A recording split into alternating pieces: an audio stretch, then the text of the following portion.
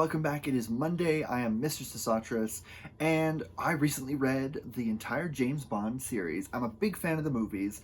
I've been since I was like 10, and completely obsessed, but I've never actually read any of the original source material, and so I wanted to fix that, and I wanted to dive into them and kind of see where the character came from, see if the books still hold up, see what the differences were between the books and the films, and it was a really interesting experience. James Bond is a kind of interesting character because I think in the movies, he's a lot more of like a fun action hero.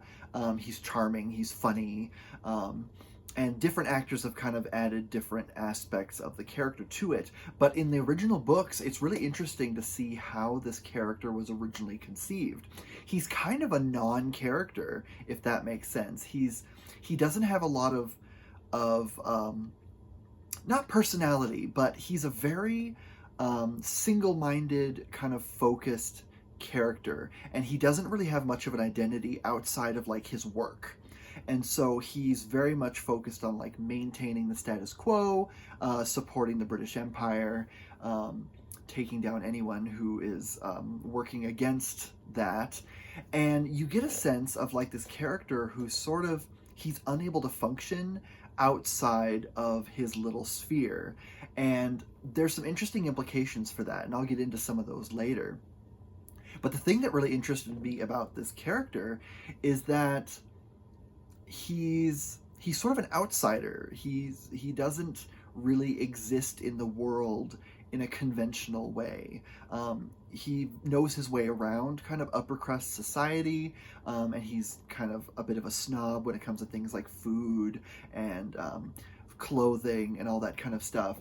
But he still feels like his whole identity is so wrapped up in his job that he's not really a regular person. You know, he's sort of a cipher in the service of the British Empire. And so I thought that was a really, really interesting revelation about the character. Now, in terms of like how the character looks, I think Timothy Dalton is the one that looks the most like the depiction of him in the books.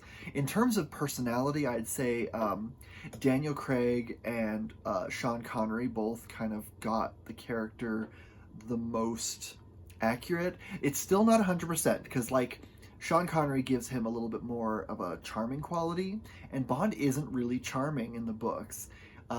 He's kind of standoffish, and he doesn't really let anybody in. He sort of does his own thing.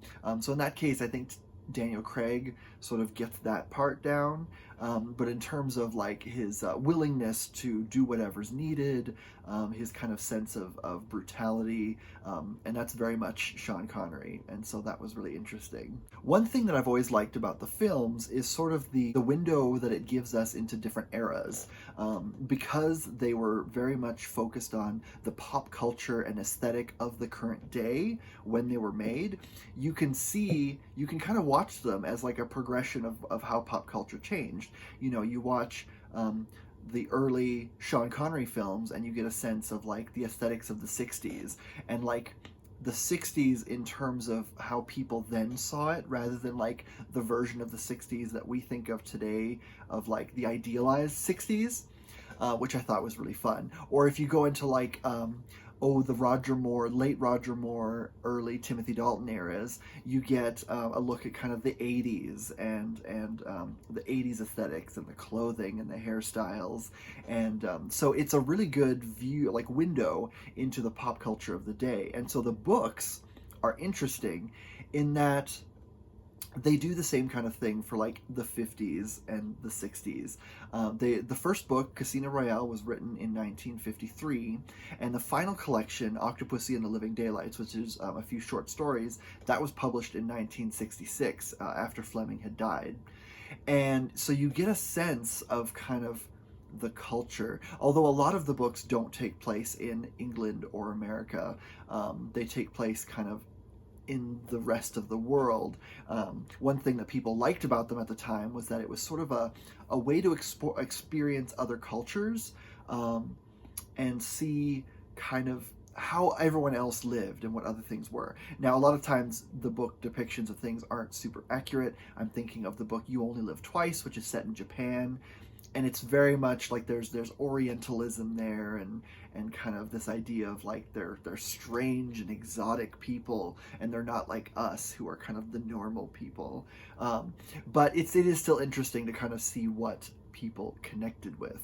Now, looking at the character of Bond himself, there is a lot of really interesting character aspects that I don't think are really explored too much in the films. In the films, he's very much kind of an eternal kind of character who just sort of evolves and changes over time. But in the books, they're all connected to one another, and there's some books that end with a cliffhanger, and then another one will take it up. And so we do get to see him actually progress throughout the series, and it's really interesting to see kind of how he views the world. He feels very cut off and isolated from everyone else around him. He's very suspicious of everyone who's not like white and even male. He doesn't treat women very well. There's also this aspect of like he has no concept of what his life would be like after he retires. There's no concept of that. In Live and Let Die, the book, him and Felix Leiter go to a retirement community in Florida, and he's surrounded by all these elderly people who are kind of, just having fun, living their best life. And he's kind of horrified by what he sees, which I thought was interesting. He this idea of like no longer being able to do your job and just kind of hanging around and just enjoying yourself. It doesn't compute with him, and he sees it as like just hanging around waiting to die kind of thing, and it really is disturbing to him. So I thought that was really, really interesting. He is not as charming or as fun-loving a character. Now, there are kind of cute moments in the short story 007 in New York. The story ends with kind of him sharing his favorite recipe for scrambled eggs, and there is a little bit of a kind of dry humor to him here and there, but it feels like kind of a defense mechanism, kind of lashing out of the world that he doesn't really understand. He's able to kind of put on the suit, and he's able to interact with things because he knows the rules, but he doesn't really ever feel like he fits in. Now, there's characters like M who represent kind of the old guard of the British Empire and tradition and the past, and Bond is very much the present, and so his whole focus is maintaining the status quo, keeping things the way they are, keeping Britain great, and putting everything he has into kind of keeping things the way they are. He's very much a creature of stasis. He doesn't really want to grow and change. He doesn't want to think about the future. Even when he considers marrying Tracy on Her Majesty's Secret Service, he doesn't really see it as like a change in his life in terms of the direction of his life. He sees it more as like she's kind of someone who will keep the house for him, and there's kind of this domestic sphere he can return to every now and then, but then he'll go back to work. So he's very much he doesn't really want anything to change. He just kind of wants to keep her at home as like a trophy. And so his relationships are always brief, and they're always fraught, and he doesn't really care too much about that. The only things that he really cares about are his friendships, with like, Felix Leiter is a character who is recurring throughout the series. Very early on gets horribly disfigured by Mr. Big, and kind of throughout the rest is sort of his, not sidekick, but like his ally in America. He's a CIA agent.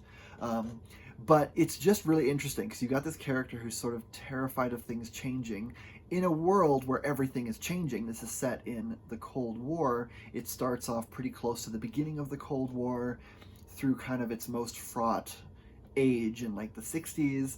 We had detente in the 70s, and things kind of calmed down there. And then in the 80s, it got a little bit more squirrely. But like this is sort of the height of the Cold War, where the world is kind of waiting for something to change, and the British Empire itself is kind of crumbling a little bit. It's losing some of its power in the world, its influence. And so you've got Bond, who's sort of doing everything to keep things the way they are. And there's very much a sense of like Bond is a way for Fleming to kind of reframe the decline of the British Empire as it's not declining, we're fighting against something else that's trying to destroy it. So I thought that was really interesting. Now, there's something that needs to be said about the depiction of women in the series. James Bond does not treat women well. We're not going to sugarcoat that. The audience that Fleming was writing for was very much white heterosexual men. Even if Fleming himself didn't really have these views about women, which we'll talk about a little bit later, the audience that he was writing for was very much okay with Bond being a bit of a misogynist, or a lot of a misogynist, and so the depiction of women in a lot of the books is not great. Now, this gets a little bit different in the book The Spy Who Loved Me. The main character in that one is a woman named Vivienne Michel, and it's told from her point of view in first person, and so Bond doesn't even appear in that book until like the final third of the book. The plot is very different from the movie. She is a kind of 20-something aimless sort of person trying to figure out what she's doing in life. She's had a number of disastrous relationships in the past with men who didn't respect her, didn't treat her very well. And she ends up being asked to watch over this campground in Canada. She's Canadian. During the off season, and so she just kind of has to just keep things going, just kind of make sure everything's clean and whatever, and then everyone comes back in the summer. And so the owner of this campground is a member of the Italian mafia. And so while she's there, a bunch of his goons show up, and they're going to torch the place in order for the owner to collect the insurance money. And they don't really plan on her being there. Now, she kind of gets caught up in this, and she's just a normal kind of 20-something person. So she doesn't have a lot of special skills or anything, and so she's not really able to stand up against them, and they are very much a threat to her life. And so she kind of does her best to survive, and then Bond just kind of happens to show up because he's passing through, and sort of he takes out the bad guys, he helps her survive, and saves her life. And then, of course, get together at the end. But it's really interesting because the book is written from her perspective, and most of it is like her backstory and her inner thoughts, and she's a really well realized character. She's well written, she's interesting, she's complicated. I wouldn't say she's like the best written female character ever, but it's obvious that Fleming was able to write decently complex women. And it's funny because his audience, of course, they hated this book. And we still have those kinds of things. Imagine every time you have a franchise that is very male-dominated, whenever you have a story or an entry in that series that doesn't focus on the male character and focuses on a female character, you're going to get backlash. And thankfully, whenever that kind of backlash happens today, we all just laugh at them and call them whiny. But back in the day, when this was written, Fleming kind of gave in to them, and he said, okay, I'm never doing that again, I'm sorry. And so the books after that go back to sort of just Bond's perspective and, women as objects and everything. But the depiction of women in the series is interesting. You can read a lot of the characters as being more complex. Bond doesn't treat them very well, and he has a very dim view of a lot of them. But, for example, a character in Moonraker, Gala Brand, who's a special branch officer. So she's a spy like Bond is, and she's infiltrated Hugo Drax's organization. And so the two of them work together, of course. There's a bit of sparks here and there. He's kind of trying to get past her exterior, but she keeps him at arm's length. He calls her frigid and, sees her as kind of this icy, cold person who just doesn't treat him well because she doesn't open up to him. And then at the end, we learn that she's either engaged or married. I can't really remember. And she kind of, politely is like, okay, bye, thanks. And then she goes back to her own life and has her best life, and she's great. And Bond is kind of mad at her for that because she never gave in to him. But when you read that, she's a strong character, she's a good character, and when you see it kind of from her perspective, he's just this annoying pest who's constantly trying to kind of get in her pants, and she just has none of it at all. And so a lot of the the depictions of women are through Bond's eyes, but we can see that they're actually complex, well-written characters in their own right, and we kind of wish we had like more of their perspectives. Now the movies, of course, changed this up a lot. There was a lot more strong women characters, especially as we got later. In like the 80s, you got characters like Octopussy, played by the amazing Maud Adams, who's just such a fabulous character. And you've got a lot more strong women, and so you've got characters who kind of are able to keep up with Bond, both in terms of like combat and in terms of relationships. You've got, antagonistic characters like Xenia Onatopp, and then you've got ally characters like Wei Lin in Tomorrow Never Dies. And so the franchise has kind of moved away from kind of the chauvinism a lot of the books.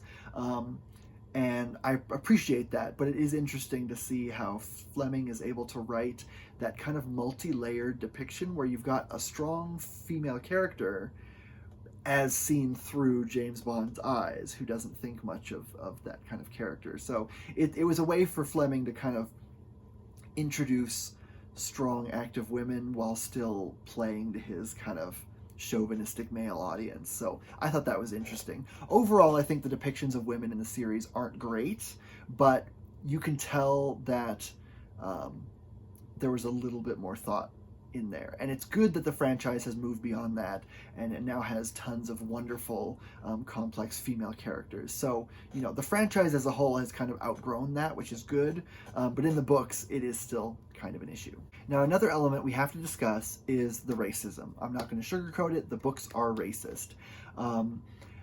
Every time Bond meets anyone who's not white or English, he kind of goes on this tirade in his head of just all kinds of epithets and stereotypes and descriptions about why those people are awful, and it just gets a little old sometimes. Now, there are characters who are portrayed positively. Quarrel in Live and Let Die is a pretty positive character. Bond talks about how he admires people from the Cayman Islands and thinks that they're the greatest sailors in the world, but Quarrel himself kind of becomes sort of a servant character, and it's not great. He's not depicted negatively, but he's just depicted as being very subservient and more like a butler to Bond. It's implied that like if Bond ever went to like a casino in England, like a high price casino, Quarrel wouldn't be welcome there, and so Bond can respect him all he wants, but as long as Quarrel stays in his lane, which isn't great. So I think the racist elements of the books need to be addressed. I think we need to have conversations about them, because they were very mainstream when it was written in the 50s. And this is the 50s, because there was a ton of really excellent, amazing authors around that time who were writing nuanced descriptions of race. The book The Heart is a Lonely Hunter by Carson McCullers was written in 1940, and that has such good depictions of African Americans that even like black authors like Langston Hughes said that he respected her depiction of African Americans. And so there was thoughtful depictions of race at the time, but James Bond was not literature, it was pop culture. And so the pop culture at the time was still very okay with the racism and the casualness of it. So I think that's important to have conversations about.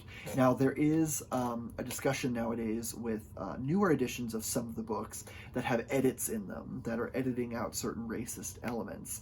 And this is a sticky issue. A lot of these edits were approved by Fleming himself when he was alive for the American editions of the books. So it's not that they're making changes that he wouldn't have approved of. It's kind of okay, but also at the same time, I don't think books should be edited to take out things that are uncomfortable.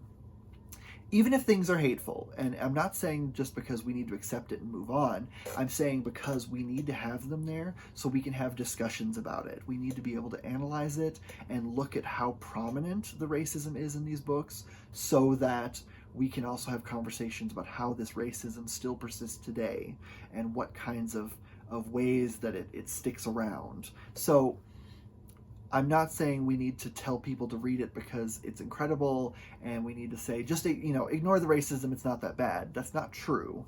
But we need to be aware of what we can learn from it and move forward. So it's kind of like Gone with the Wind or something like Birth of a Nation, the film Birth of a Nation, which is awful. It is so horribly racist, but it's a good window into just how prominent like white supremacist ideas were in the early 1900s, because that was kind of when that came back into its kind of heyday. And so um, it is important to have conversations about it, but I don't think it's very helpful to just be like, oh well, the racism didn't bother me, so it's okay. It's like that's not the point. That's not what we care about. We want to listen to people who understand this, and we want to listen to like non-white scholars and non-white viewers and readers, and hear their opinions of why it's racist. Because a lot of times, as a white reader, you can read something and be like, well, that didn't bother me that much. Like, it made me kind of cringe, but it wasn't that bad, surely. And then you talk to someone who actually understands and has experienced that kind of racism in their family or in their life, and they can explain, this is why this is really awful, because it's feeding into a very long narrative that's been used to kind of oppress non-white people. So it's important to have conversations. And so I don't think James Bond, the original books, are going to endure in popularity. I think it's interesting to read them as a time capsule of the character, but I think James Bond has kind of outgrown his own books. I think you can read them and get things from them, but it's important to kind of have the character move forward. There's lots of novels past the Ian Fleming books that are great. I really like the Anthony Horowitz ones. There's also a new trilogy, and I've talked about this at length, Double or Nothing by Kim Sherwood, the start of a new trilogy that looks at other characters in the universe. And I like that the franchise is evolving and growing and learning from itself. And it's still fun, it's still enjoyable, it's still a great franchise, but it's become bigger than the original books, because the books, while they are well written, Ian Fleming is a good writer, there's just a lot of elements in them that have not aged very well. And so, that's important to know. And so that's kind of the end. I think the Bond series as a whole is still worthwhile. I really enjoy it. It's a very campy series, especially in the films. There's some that are more serious than others, but overall, the series just has this particular quality, this kind of melodramatic fashion, pop culture celebration to it that I just really, really enjoy. And so I'm really glad that I read these books. I think they're really interesting. And there's some that I really, really liked. The book Thunderball is probably my favorite of the series. I really, really, really, really enjoyed the story. It's well-paced, it's interesting, and it has a really good kind of beginning of a character arc.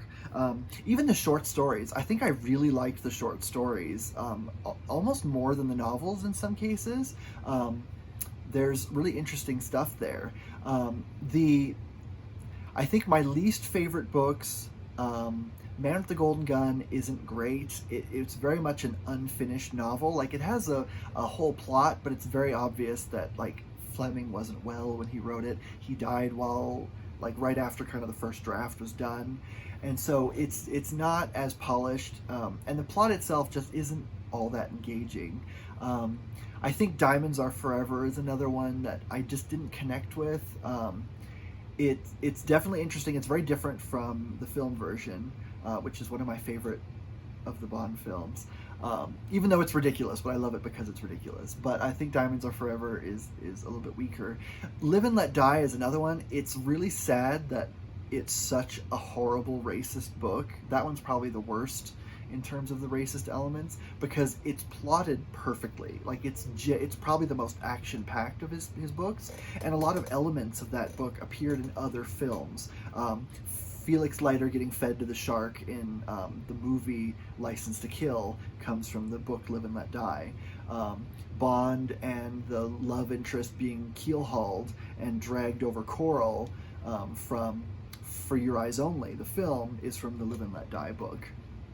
And so it's an interesting action-packed plot, but the execution of it is a little shaky just because there's so much racism in that particular one, and it's kind of sad. I loved Moonraker. That's another one that I think was really excellent. I have that one too. And Casino Royale is another interesting one. It's more of a character study. It's not as action heavy, but it is still really, really interesting, and it's a good introduction to the character. So there's stuff that's worthwhile reading. Like I said during the thing, I really did enjoy The Spy Who Loved Me. It wasn't popular in its day because it highlights a woman character, and Bond is barely in it. But I think that one is really well written and is really interesting. On Her Majesty's Secret Service is really good. Very similar to the movie. I think the movie did a really good adaptation of that. It's almost better than the book, but the book is pretty good. You Only Live Twice, I wasn't a mega fan of. Again, there's lots of racism in that one, and it feels kind of aimless, and it's a little silly. Like, you've got Blofeld, who's wears this huge suit of armor and lives in this Japanese castle filled with poisonous plants, and people come to him so they can kill themselves, and it just didn't work. But there are some good stuff to be found in the books. There is some good stuff to be found in the books. So with that said, I will let you go. I will see you next week, and I'm almost finished my Vampire Chronicles read through, so I'll probably be doing an Anne Rice retrospective, kind of like this one, once I finish that. And I'm also really close to the end of my Wheel of Time read through. I've got 2 books left in that one. So there'll be lots of retrospective looks back at big series in the upcoming weeks. But until then, I will see you next week, and have fun. Bye.